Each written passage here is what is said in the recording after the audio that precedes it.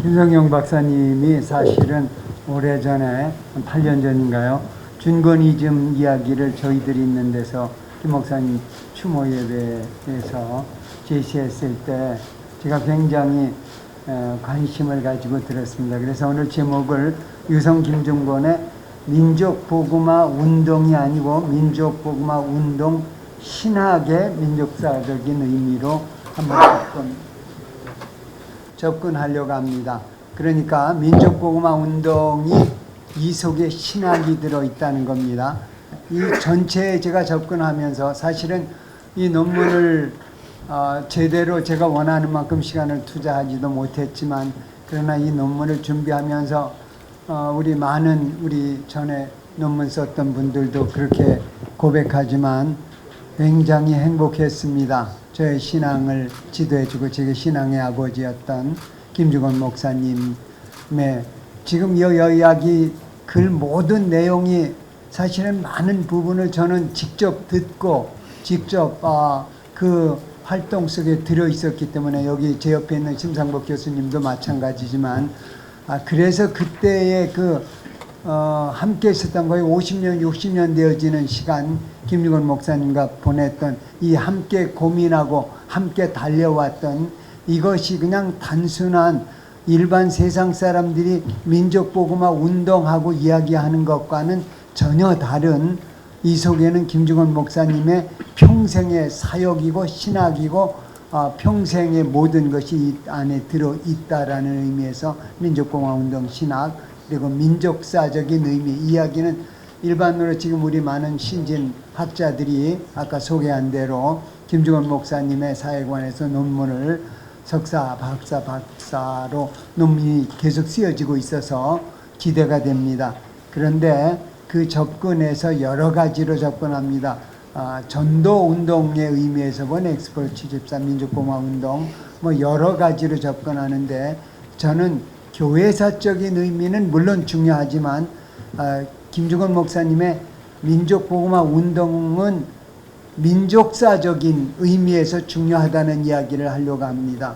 그러니까 그냥 교회사는 물론이지만 한국 교회사가 한국 민족 전체 현대사의 중요한 사건으로서 한국 역사를 현대 역사를 바꾸고 창조하는 일에 굉장히 중요한 역할을 한 분이다라는 이야기입니다.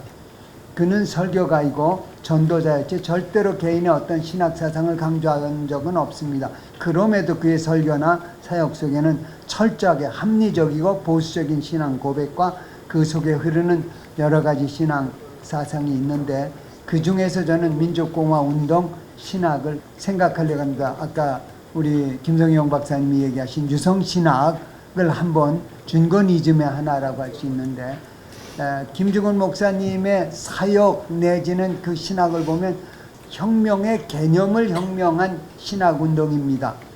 그리고 정치혁명가 박정희를 민족혁명가로 바꾸려고 노력했던 그 결과는 나중에 아마 해석결이 될 것입니다만은 그 다음에 유성사역의 진정한 의미는 민족공화운동 사역에서 진정한 예수혁명이었다. 아까 김성영 박사님이 혁명 개념 이야기했는데 김 목사님은 사역을 위한 사역은 절대 하지 않았습니다. 제가 옆에서 쭉 보면서 그리고 제가 사역자의 길을 걸어가면서 수많은 경우 사역을 위해서 강의해야 되기 때문에 설교해야 하기 때문에 하는데 제가 옆에서 보고 느꼈던 김중곤 목사님은 언제나 새롭고 오늘이 어제보다 새롭고 내일은 오늘보다 또 새로운 무슨 사역을 하시면 그분 우리 항상 이야기하는 대로 꿈꾸는 젊은 이로서의 우리 김중곤 목사님을 보는데 이분은 천국과 주님 향한 사랑에 그분의 사역 내지는 신학은 자연 발생적인 열매였다. 저는 그렇게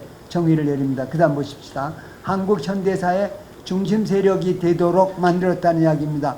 김중곤 목사님이 민족봉화운동을 하기 전에 기독교는 1%, 2% 한국에서 전혀 무시되고 아무 영향력이 없었는데 김중곤 목사님 민족봉화운동을 하면서 수도 늘어났지만 그 영향력이 이제는 예수 믿는 사람이 지금은 한국 교회의 방향을 제시하는 많은 기독교에 대한 비난을 받지만 그러나 민족봉화운동이 한국 교회, 한국 역사가 기독교 바탕에 근거해서 이끌어 나갈 수 있는 방향 제시한 것, 이것이 현대사에, 한국 현대사에 중요한 영향을 미쳤다고 말씀드릴 수 있겠습니다. 자, 그 다음 보십시다. 여기 김중원 목사님의 민족과 신앙, 김중원의 시대, 국내 사정, 혼란, 변화, 도전의 한복판에서 그분 삶 속에 1차 세계대전이 있었습니다. 세계경제대공황이 있었습니다. 2차 세계대전이 있었습니다. 공식적인 일본 식민 지배를 겪었습니다.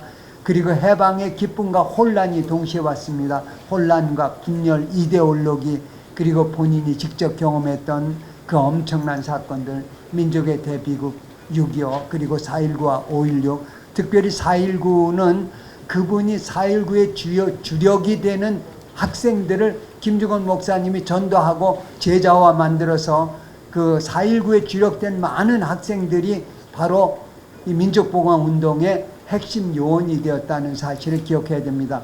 5.16 혁명 같은 경우도 마찬가지인데 바로 5.16은 김중원 목사님의 사역의 현장이었습니다. 그러니까 김중원 목사님은 여기 민족 정치 국가주찬 기도에 영향되는 이야기인데 5.16이 바로 김중원 목사님의 사역의 현장이었다라는 이야기입니다.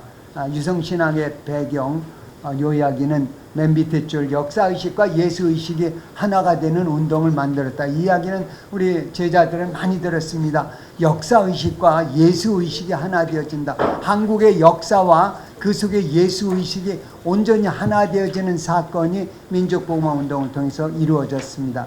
그 다음에 유성의 절대신앙의 당금질 보면은 자신의 몸으로 경험한 순교의 사건들, 부친의 죽음, 아내의 순교, 그리고 21차례가 넘는 유성 본인의 죽음 직전의 순간들. 그래서 저는 이 김중원 목사님을 정말 한국의 현대 욥이라고 생각합니다. 얼마나 그 이상 더 고통을 당할 수 없을 정도의 그 고통을 겪으면서 하나님이 김중원 목사님의 삶을 순교로 끝나지 않고 살려두신 것이 하나님이 이 민족을 위한 하나님의 특별한 계획이었다, 축복이었다라는 생각을 합니다.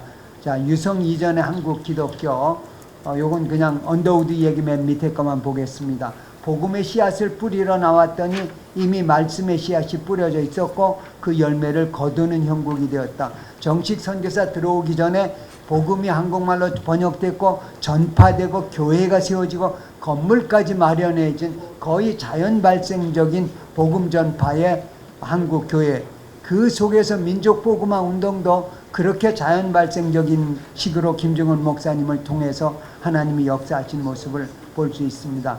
김중원 목사님이 누가 언제부터 심었는지 모르나 우리 민족 성도들의 의식화된 기도가 있습니다. 한국 크리스찬들은 제2의 이스라엘, 예수 한국, 선교 한국 등의 꿈을 꾸고 환상을 보고 있습니다. 이 이야기 김중원 목사님이 하신 이야기고 민족 복음화 그 운동의 전체 방향을 이끌고 가는 동인이 되어지는 김중원 목사님의 말씀일 수 있습니다. 제2의 이스라엘, 예수 한국, 선교 한국, 여기 세계 선교 이제 80집회 지코이 이 모든 모임 다 연결되어집니다. 민족 복음화의 꿈, 아까 우리 김성인 박사님 얘기했습니다만은 첫째는 모든 인간에게 주어진 하나님의 창조 명령이고 모든 성도들에게 주어진 지상 명령이고 민족 복음화 신학은 다른 말로 지상 명령 성취다. 그러니까 김중원 목사님의 민족 복음화 운동은 보통 일반 개인이나 단체의 운동과 전혀 개념이 다른데 김중원 목사님은 복음 전하고 교회가 부흥되어지고 거기에 초점을 두지 않습니다. 그건 당연히 오는 거고 그 다음에 얼마나 우리 마태복음 28장에서 지상명령에서 얘기한 대로 내가 너에게 분부한 모든 것을 가르쳐 지키게 하라. 가르쳐 지켜 우리 삶 속에 온전히 이루어지는 거, 이것을 이루어 나가고 말로가 아니라 구체적인 케이스 바이 케이스로 모든 영역에 이 사건을 이루어 주신 분, 이분이 바로 김중원 목사님의 민족복음화 운동 신학이라고 말씀드릴 수 있습니다. 그 다음 거 민족을 향한 요거 읽겠습니다. 민족을 위한 참된 기초는 모세나 바울처럼 자신들이 하나님에게서 끊어짐을 당하고 저주를 당해도 오히려 원하는 바라고 고백하는 자기 부정의 금식과 결사와 순교의 기도가 되어야 한다. 이것이 김중원 목사님의 절대 신앙에 관한 이야기입니다. 그 다음에 이제 민족보고마의 꿈, 한국의 민족보고마 이야기가 번졌던 이야기가 있습니다. 김한란 박사의 이제 각교파 지도자 보고마 운동, 한경영 목사, 빌리그램 목사 초청. 여기 특별히 김중원 목사님이 김한란 박사하고 한경진 목사님하고 아주 친밀하게 유지했기 때문에 그 꿈을 보겠습니다. 그 다음 민족공화 운동 넘어가겠습니다. 김 목사님은 누군가의 등에 떠밀려서 민족공화 운동한 분이 아닙니다. 이분의 평생의 삶에 씨가 뿌려지고 민족공화 운동 신학에 씨가 뿌려지고 자라고 그리고 한국 그 교회와 현실에 그 속에서 영양분을 받아 먹으며 유성 특유의 운동이 신학이 열매를 맺었다 할 수 있겠습니다. 오늘의 학원 보고마는 내일의 민족 보고마, 오늘의 민족 보고마는 내일의 세계 보고마로 그것이 모든 방향의 기본 주된 방향이 되겠습니다. 창조적인 소수를 양성하려고 했고 그 다음에 넘어갑니다. 우리 세대의 지상명령 성취를 이루려는 것, 이게 사실은 국제 CC의 전략입니다. 종말론적인 철저한 전도운동인데 국제 CC는 옛날부터 제가 학생 때부터 10년 단위로 종말론적으로 모든 전략을 세웠습니다. 그래서 제가 있을 때는 70년대, 80년 되기 전에 우리 세대의 민족보고마가 지상명령이 성취되게 하자. 그것이 10년 단위로 계속 전진되고 발전되어진 거, 이것이 우리 이제 이게 우리 김중원 목사님 민족공화 운동사에게 찾아볼 수 있습니다. 열매는 한 번에 거둬지지 않는다. 이건 나사렛 형제들 탄생하는 이야기입니다. 그 다음 나사렛 운동의 방향, 민족보고마의 꿈과 기도의 성속. 요 이야기 우리가 요즘에 민족보고마의 꿈이라는 복음성가 민족의 가슴마다 이거 우리가 부르고 많이 부르는데, 근데 사실은 김중원 목사님이 이 이야기를 이미 1960년대 초에 간사님들과 하고 그때부터 다 이루어졌고, 그리고 제가 오늘 얘기하려는 건 이 민족보고마 운동 꿈이 기도가 바로 대통령 조찬 기도회의 핵심 결론이고 바로 적용이었다는 걸 우리는 보게 됩니다. 제자 순모임이 일반 셀그룹 모임하고는 전혀 다른 생명력 있는 특별한 조직이었고, 그 다음에 사랑방 운동 신학도 마찬가지에 수는 사랑방에 살고, 그 다음에 넘어갑니다. 그 다음에 정치계에 번지는 민족보고마의 꿈, 유성의 민족보고마의 차별점, 단순히 복음을 전하고 믿는 사람이나 교회 수요를 늘리는 것이 아니고 복음의 역사가 실생활에 이루어지는 지상명령에서 제자화를 이루는 과정에서 주님이 분부한 모든 것을 가르쳐 지키게 하는 것, 전도하고 신앙생활하고 모든 교회가 놓치고 있는 전 삶의 복음화, 이거 홀리스틱 이벤젤리즘이라고 이야기하는 역사입니다. 홀 가스포를 전한다는 이야기입니다. 정치계에 심어진 민족복음화의 실현. 자, 국가조찬 기도회 군사독재 정권하에서 아까 제가 5.16은 김중원 목사님의 사역 현장이라고 그랬습니다. 김 목사님이 그 독재자에게 사역했습니다. 독자의 정권 하에서 유성의 민족보호운동이 가능했던 것은 하나님의 특별하신 인도함이었다.